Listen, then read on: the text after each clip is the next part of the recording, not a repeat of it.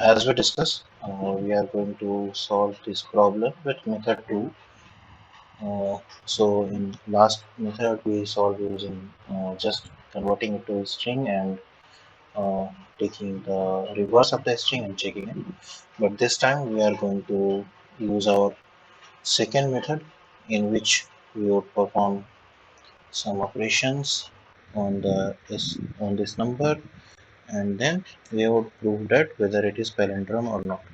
So I already mentioned in my last video that we would check for whether number is positive or negative. If number is positive, we would simply return false. Okay, so uh, that's fine. Now, as we had already checked that whether number is positive or negative, now we will proceed for operations. Okay, so for that, we I am taking a variable re, which is equal to 0 as of now, and in another variable I'm storing the value of x. Now let's take a while loop. While x is uh, greater than 0, we can make it greater than equal to also. So re would, now we would update re multiply by 10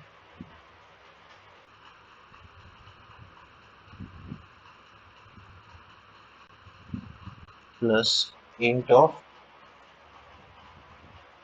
x percentage 10. Why I'm taking int is because sometimes it comes in decimal points also. Again, we would update x would be equal to int of x divided by 10.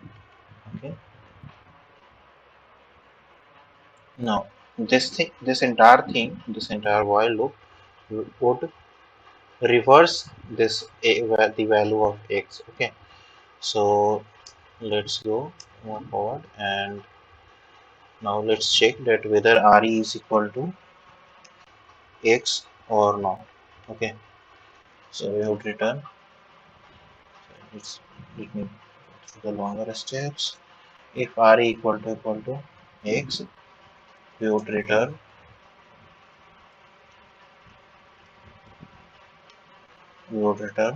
true.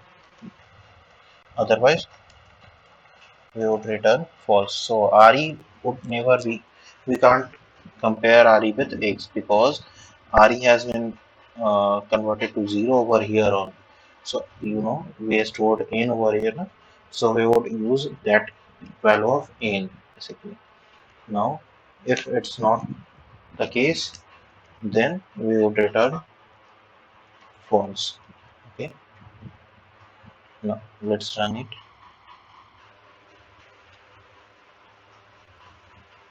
So it has passed all the test cases. Now let's submit it. So this is the original, like this is the valid solution of this code. So it has been accepted basically. So it's been solved. So this is the valid solution. I just like uh, let you guys know this solution, just because if this line is not given in any question, so you can do it in a simple way. But this is the exact solution of this problem, just because this it's because of this line. Okay, so it's fine. Thank you guys. We will come up with next easy question. Till then, please practice.